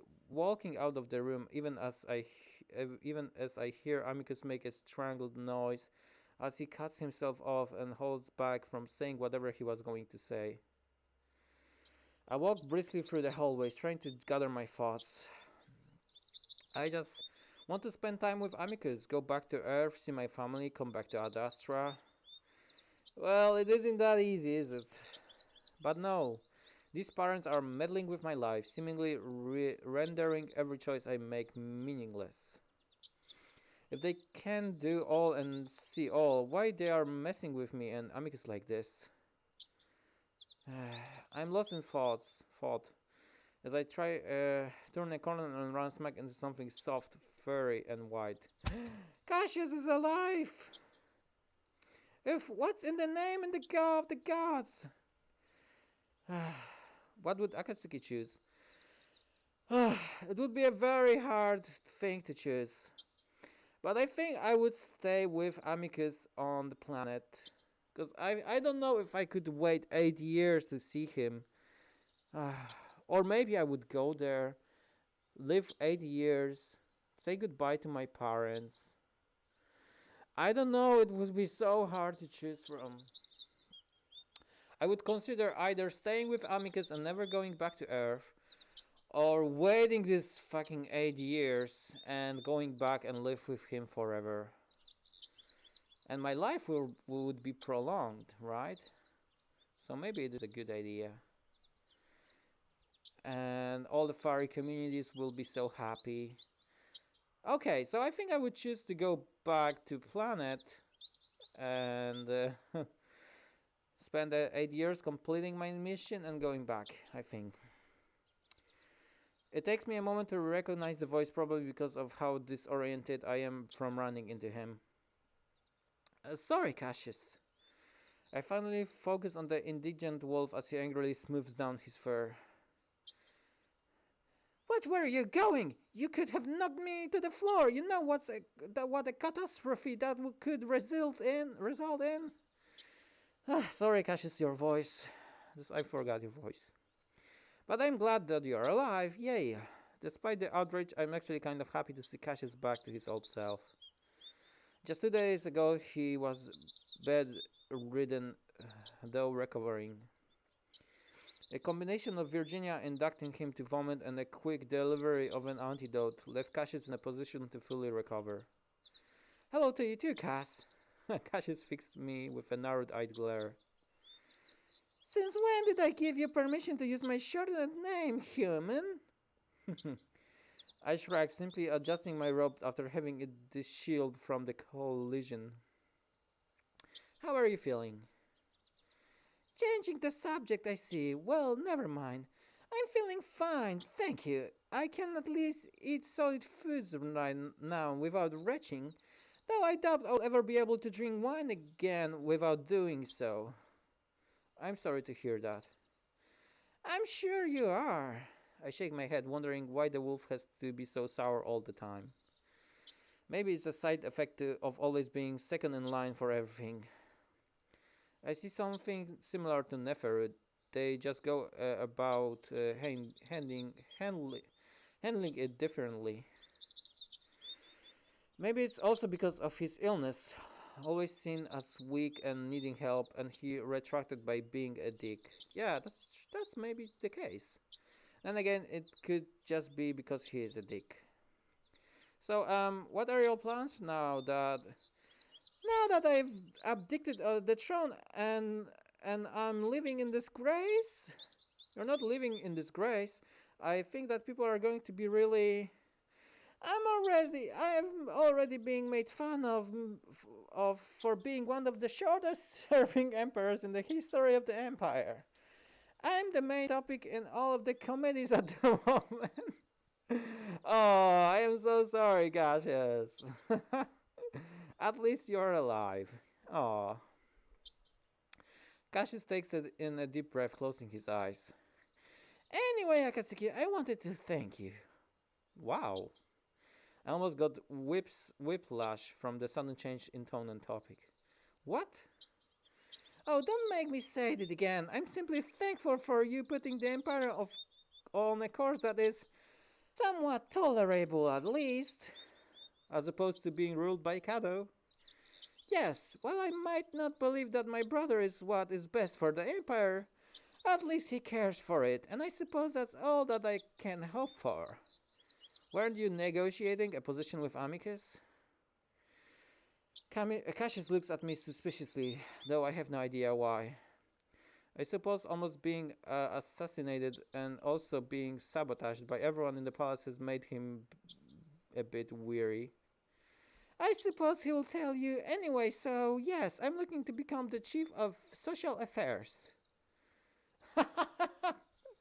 I know why! The Chief of Social Affairs, so he can tune out his, the rumors that he's the shortest.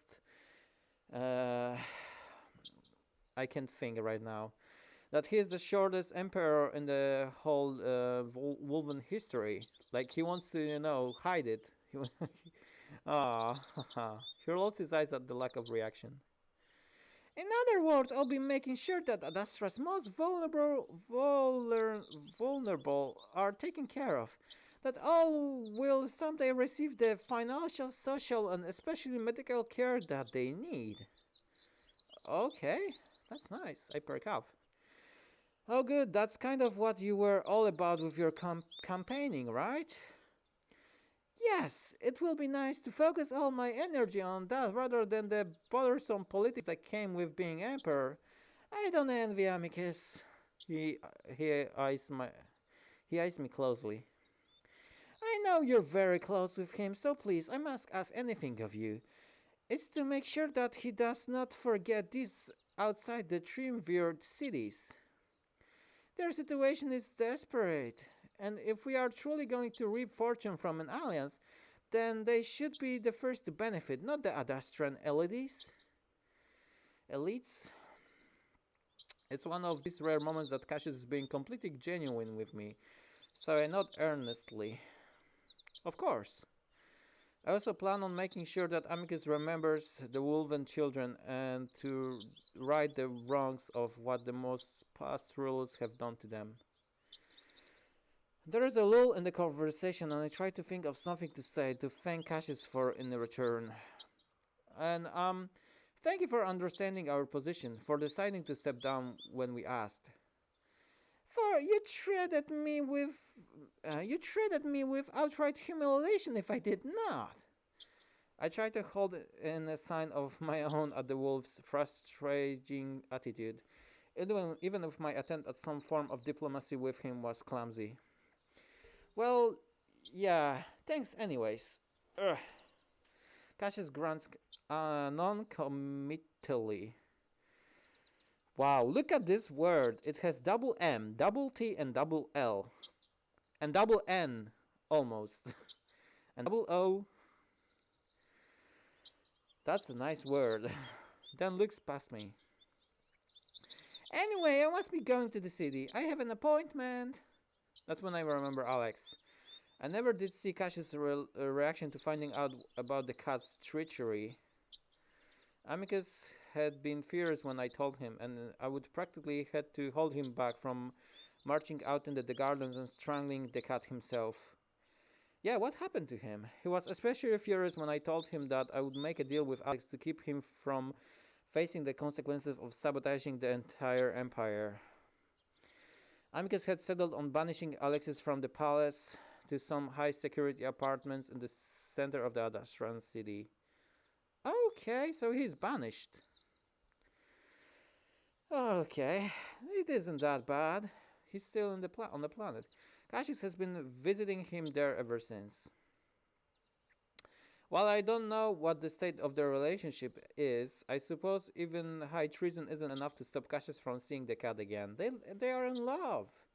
They must be pretty close, even closer than I would initially thought. I'm curious, but stop myself from asking, as I know that would only lead to more glares and sneers from the wolf. So instead I bow and step aside, a bit surprised when Cassius bows in return, even if it's mostly just a half-hearted nod. I watch the white wolf disappear out through the main entrance, and I wait a few moments before taking the same route out into the gardens. So next up is Neferu, right? We need to talk to Neferu, and then we are done with almost everyone. While the conversation with Cassius had distracted me for a bit, my mind wanders back to what Amicus had just told me. I can't stop the feeling of constriction that seems to wrap around me, bound to will of these supposedly all-knowing creatures. I sit for a while on a bench, contemplating everything while my hand absently caresses my repaired neck. I would press a bit harder against the skin a few times, and didn't like the unfamiliar shapes and edges that I felt. Yeah, Cassius changed. I would ask Amicus how the parents had done it, how they had the time to place the machinery in my neck, and also make me start breathing again. Of course, it turns out it's one of these parental tech things that no one really understands. It seems to have happened instanti, instant, instant, instant, instantaneously, as if I would been whisked away somewhere else to have surgery before being placed back in the archives. Apparently, when Amicus's father had asked the parents to restore Kato's sight, it had just happened overnight. The old wolf surprising everyone when he walked into the dining room with his brand new visor. That had been over a decade ago. And that guy gets me wondering why the parents did that if they knew Kato would go on to do the things he did. Well, yeah, that's interesting. He bluntly got in the way of their plans. Why would they let him hold such an influential position in the empire, let alone restore his vision? Interference is to be kept to a minimum. I can practically hear the monitor say. I signed, just sort of wishing that the parents didn't exist at all, that this other wasn't eating at the edges of our universe, which is apparently the root cause of all of this. That's something else there is something else I don't understand. From what I gathered, the Galaxias has been known about the other, but vaguely. Amicus had always described it to me when I first arrived here and had been told that all life originated from the same source, except for the other. A different type of life, so different from us that we can barely understand them. That now we know that they're out to get us or something. I just can't help but feel so distant from all of this. The result of the struggle between us and them being millennia away. We don't even know how many millennia. Ah, God damn it, I am tired. Is this how much more is this? Did someone play the Adastra? Is this a little bit more like? Because I want to cut it here, to be honest. I am tired. I can finish this tomorrow, just before Chemo Colosseum. Like, I will start the stream and I'll finish like Adastra. It will be like, I don't know, 30 minutes. Because we're done for the most part. We just need to decide. And we need to talk to Neferus, so that's only the thing that I miss here. Because Virginia, we don't have to talk to her. Kato is dead. We don't need to talk to parents, I think. Yeah, I will decide to cut it here. I am sorry for the, I don't know, cliffhanger, but I will stream it tomorrow and I will finish it and then I will move to Chemical 7 quickly. Because my voice is just,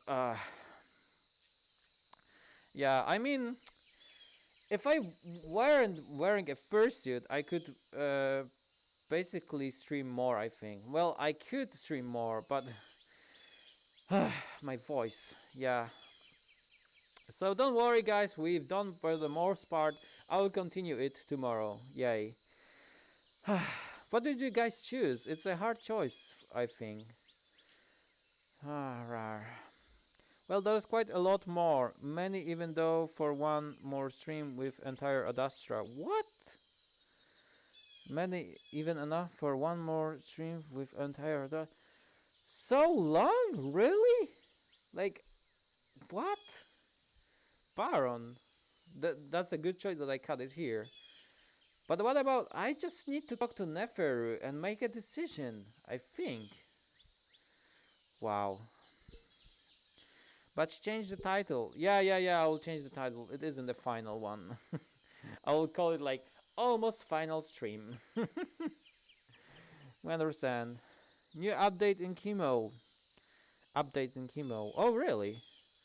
I know there is an update in Tavern of Sperm, of Spear, of course, with the gargoyle of Rar, and I wanna stream it too, or maybe record it. I don't know.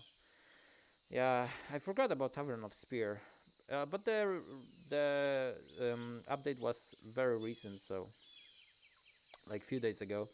All right, thank you very much, guys, for watching the stream. So we'll be seeing each other tomorrow. I'll be starting almost at the same time as right now, so 2 p.m. if everything will go well. If I wake up, I think will wake up. I'll be fine, I think. So yeah, tomorrow the time like right now, 2 p.m. for me. I don't know what time it is. It is 2 p.m. 6 minutes right now for me. So I will continue in 24 hours from now. Yay! All right. So we'll continue with Adastra and Chemical Sim. Thank you very much, guys, for watching. See you in the next stream, and have a nice night. Have a good day, and relax and be awesome. Bye. Rawr, rawr. Bye bye. Thanks for coming. Bye Uru. Bye Kakula. Bye Chris. Bye Dainugan. Bye bye. Rawr.